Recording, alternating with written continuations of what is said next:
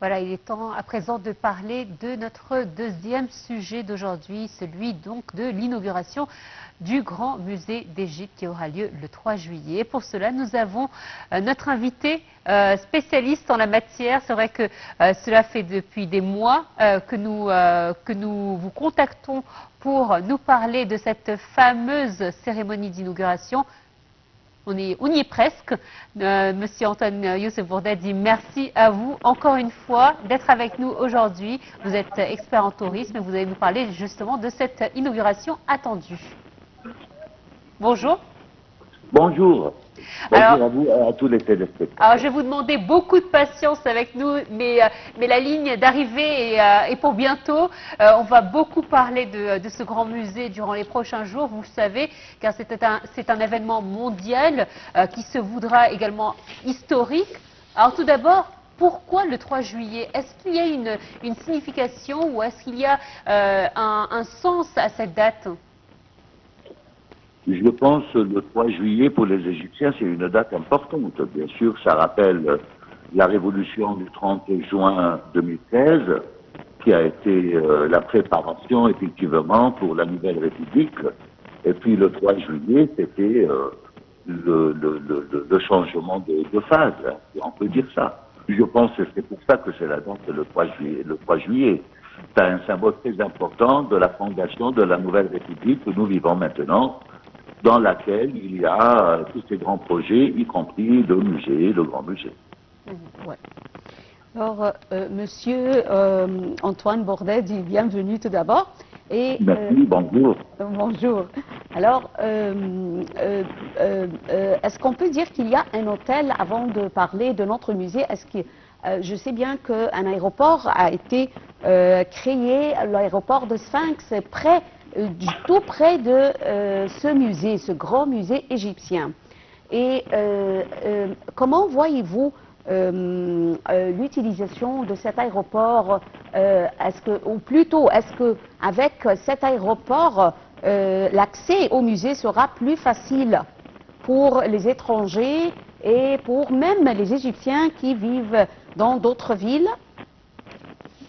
Oui, bien sûr, cet aéroport était très important.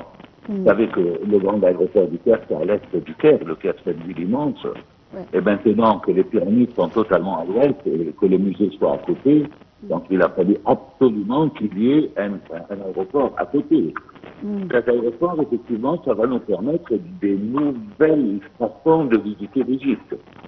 Ouais. En général, on visite les monuments avec un tourisme culturel, un tourisme de nuitée, comme on dit, c'est-à-dire des séjours de une semaine, des séjours, des choses comme ça. Mais le fait qu'il y ait un aéroport à Gizeh, à New Gizeh, à côté de l'aéroport, à côté des pyramides du musée, ça va créer un autre type de tourisme. C'est le tourisme du long week-end, c'est le overday, le tourisme d'une journée. Donc un avion qui arrive le matin, on est à côté, on va visiter les pyramides, le musée, le soir on rentre. Et ça peut se faire pour les Européens, on ne sont pas loin, et aussi ça peut se faire pour les gens qui viennent faire des séjours dans les zones balnéaires au bord des mers.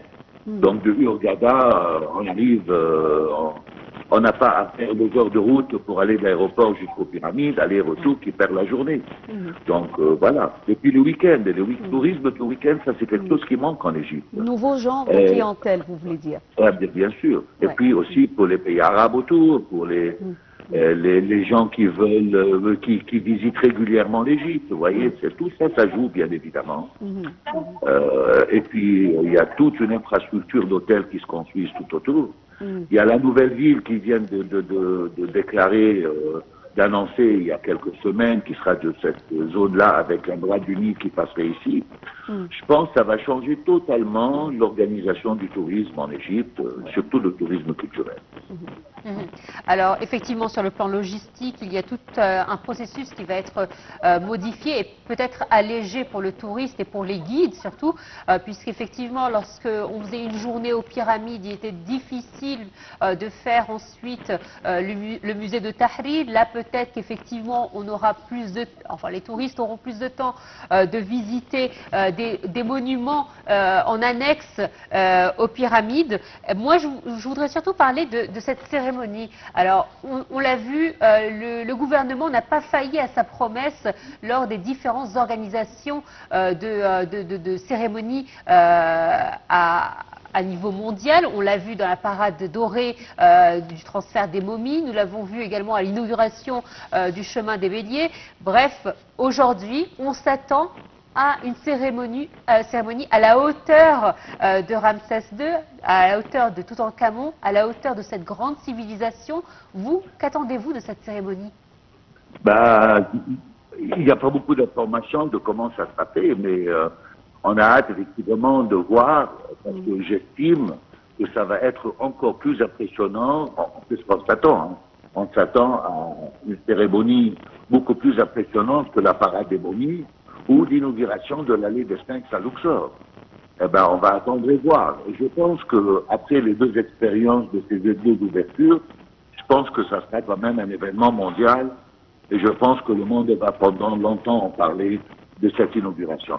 Déjà, je sais qu'il y a beaucoup d'invités, des dirigeants du monde entier. Il y a un côté officiel qui est quand même très important, mais le spectacle, et la parade et toute la festivité, je pense que ça sera quelque chose à l'échelle de l'événement. Ouais.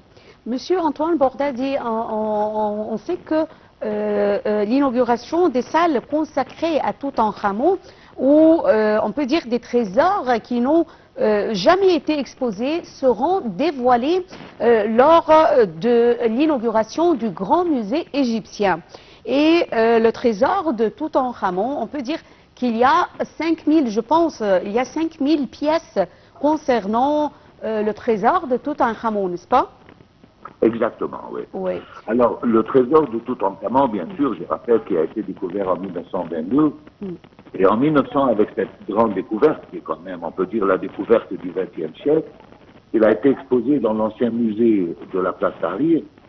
Mais le bâtiment du musée de la place Tahrir, ce bâtiment néoclassique magnifique, n'était pas du tout fait pour exposer dedans des bijoux. Donc, le trésor qui a occupé presque la moitié d'un étage, mais c'était pas mis en valeur. C'est pourquoi que c'était quand même un des buts de ce grand musée, c'est de faire un musée pour les bijoux. Que ça soit mis en valeur, qui va vraiment à l'échelle de la valeur de ce trésor. Et sur ce, dans ce musée, à part le musée archéologique qui se compose de 18 salles, il y a tout un autre musée, c'est celui-là qui sera inauguré en juillet. Et c'est là qu'on va exposer toute la collection de Toutankhamon. Pour la première fois, toute la collection sera exposée, plus que 5000 pièces. Chaque pièce est mise en valeur dans des vitrines, avec des éclairages, avec... Et là, ça sera quand même un boom, je pense, ce musée du trésor de Toutankhamon, c'est un musée de bijoux. Il y a aussi, il ne faut pas oublier, ça on ne parle pas beaucoup, c'est que dans ce grand musée, il y a encore un musée qui sera inauguré, c'est celui des barques solaires, barques solaires de Khéops. Et c'est pour la première fois que les deux barques seront exposées. Il y en a une qui était déjà exposée au pied des pyramides, on la connaît. Et aussi son déplacement était quand même un événement important. Et là, pour la première fois, la deuxième qu'on a sortie et on a remonté, elle sera exposée. Elles seront exposées dans un musée, en fait, qui donne sur les pyramides. Alors, ça rentre parfaitement dans le contexte et il paraît que ces salles sont quand même magnifiques. Et la façon d'exposer est quand même magique. C'est ce que j'allais... Est-ce que ce bateau a été découvert quand ce bateau a été découvert? Parce que c'est la première fois qu'on va le voir. Le deuxième bateau. Il y en a un qui était déjà exposé. Oui, il y a un, à côté des pyramides, oui. Mais l'autre bateau? Je vais vous dire. Ces deux bateaux ont été découverts en même temps, en 1954. Par notre grand intellectuel et archéologue, et Kamal El-Malak, bien sûr, une célébrité égyptienne. Il a découvert les deux bateaux. Les deux bateaux étaient dans deux fosses au pied de la pyramide, au sud de la pyramide de Khéops. Et c'était deux bateaux démantelés et exposés et posés dans ces deux fosses, fermées avec des dalles transversales. Alors lui, Kamal El Malak, il a sorti un de ces bateaux, et avec un autre archéologue qui s'appelait Ahmad Youssef, ils ont passé 20 ans à remonter un bateau. C'est celui-là qui était exposé au pied de la pyramide dans le musée de la Barque solaire. Ouais. Par contre, le deuxième bateau, ils l'ont laissé. Ils ont dit, celui-là, on va le laisser dans sa fosse fermée pour que les jeunes archéologues du futur puissent le sortir. Ils ne vont pas tout faire. Et c'est vrai qu'ils l'ont laissé. Et au moment de la construction du grand musée, c'est là que les jeunes archéologues contemporains d'aujourd'hui, ils ont sorti le deuxième bateau, ils l'ont remonté, et c'est celui-là qui sera pour la première fois exposé à côté de l'ancien que nous connaissons déjà.